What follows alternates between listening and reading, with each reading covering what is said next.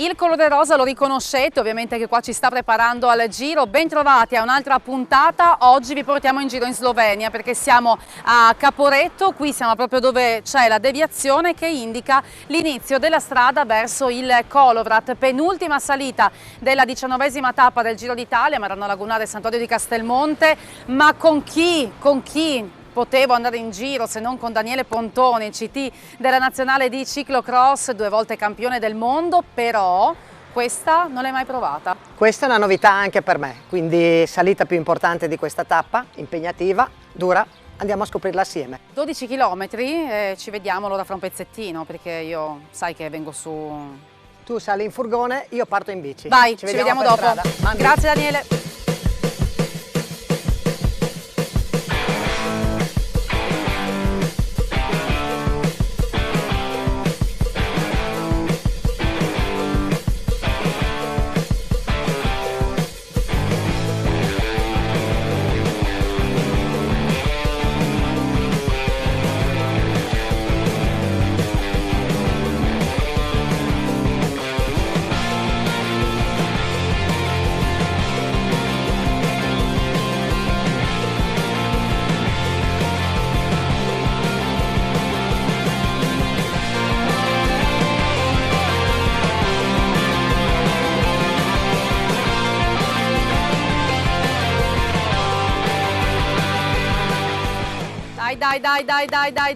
Dai.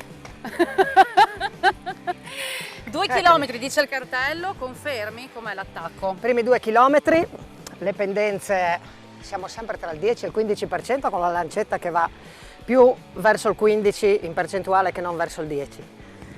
Dal chilometro 1,8 ci sono 150 metri che spiana e i corridori potranno un po' respirare. Comunque un inizio bello tosto impegnativo.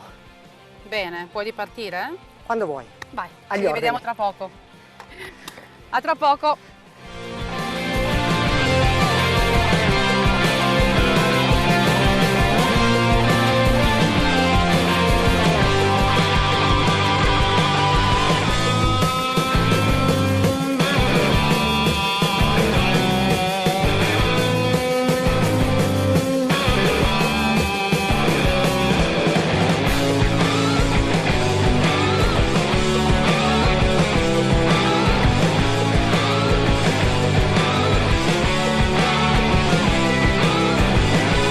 Eccolo, ti stavo facendo un video, il posto è meraviglioso, siamo a Luino, adesso un altro tratto insomma in cui un momentino spiana anche a una leggera discesetta, siamo a 4,5 km da dove siamo partiti, quindi da Idresca.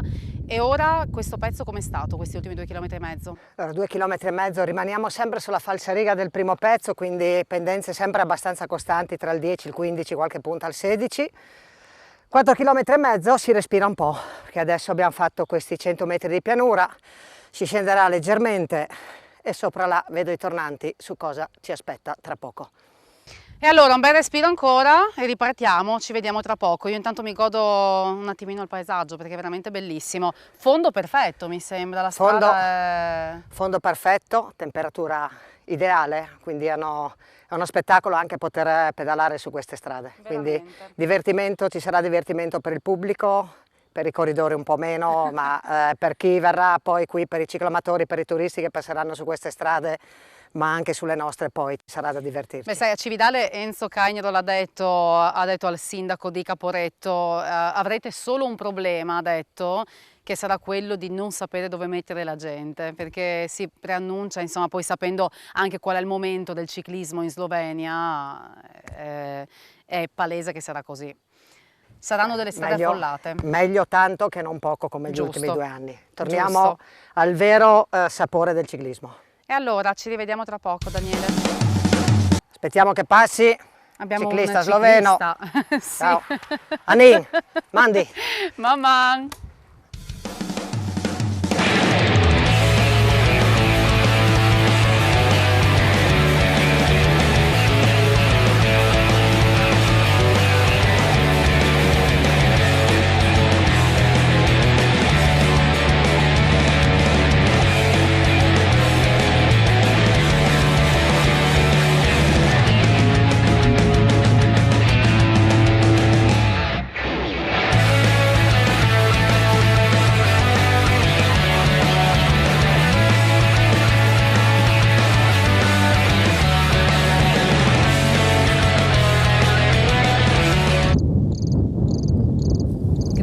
salta fuori di lì.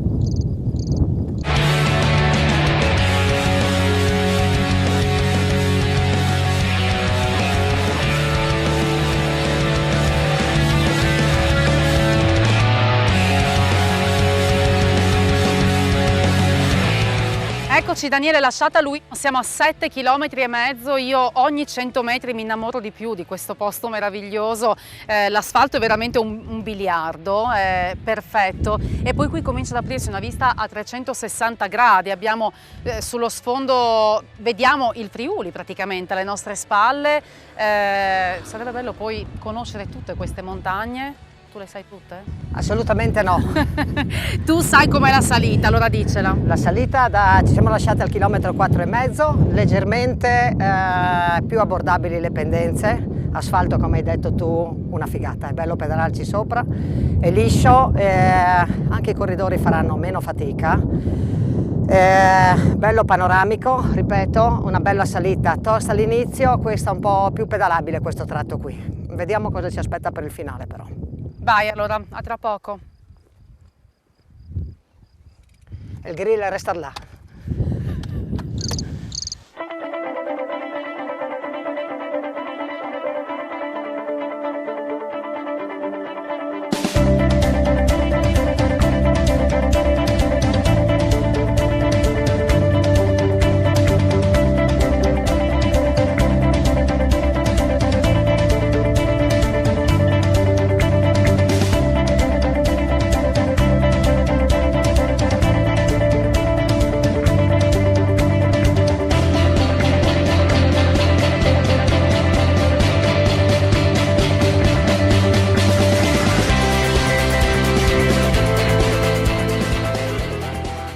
Mancano pochi metri al Passo Solarie, il Gran Premio della Montagna lo abbiamo lasciato perché qui dove ci fermiamo ad ammirare poi la Valle dell'Isonzo, come ci racconta appunto questa bicicletta con i colori del Giro d'Italia e che ricorda appunto che ci troviamo in questo magnifico incontaminato territorio che torna protagonista, che è protagonista quest'anno al Giro. Per arrivare qua appunto poi c'è stato un pezzo tra il piano e la discesa.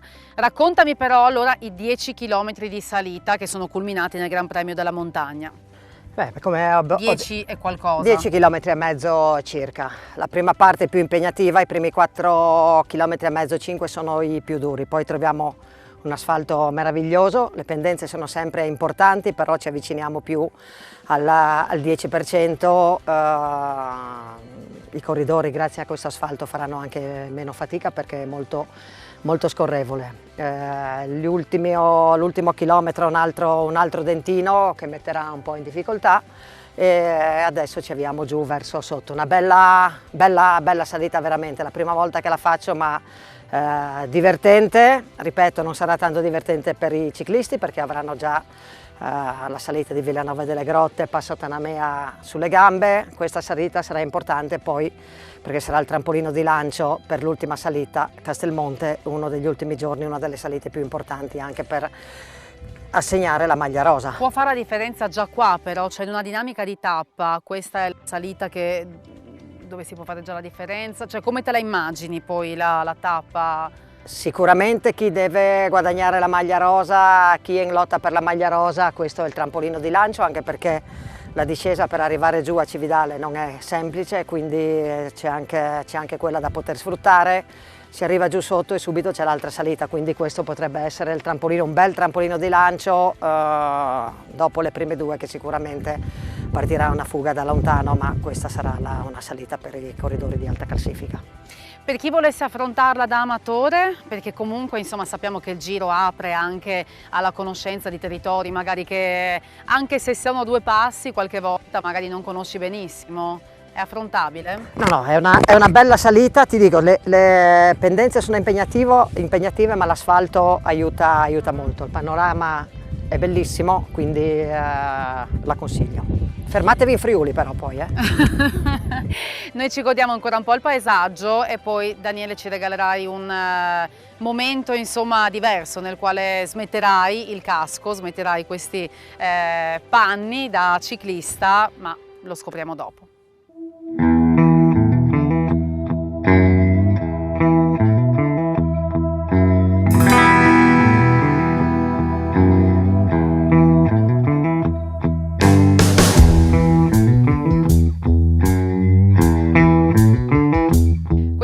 aspetto, Daniele, è arrivato prima di noi qui a Passo Solarie, Rifugio Solarie, dove ci sarà un raduno alpino. Si respira una pace incredibile in questi luoghi, ma sono luoghi dove la pace in realtà non è sempre stata un'ovvietà. Qui c'è il monumento all'alpino Riccardo Di Giusto, il primo caduto italiano nella Grande Guerra. Sono passati più di 100 anni. Daniele, un omaggio anche da parte tua, insomma, quello che sarà un luogo dove verranno celebrati gli alpini, dove verrà celebrata la pace, dove verranno ricordati i caduti in guerra.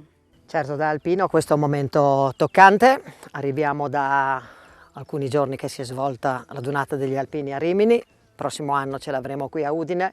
Qui sicuramente durante il passaggio del Giro ci sarà uno schieramento d'alpini, come tutti gli anni saremo ricordati e visti nel mondo sia per gli alpini e la protezione civile e per la nostra gente. Quindi un momento, come hai detto tu, toccante, ricordo al nostro primo caduto.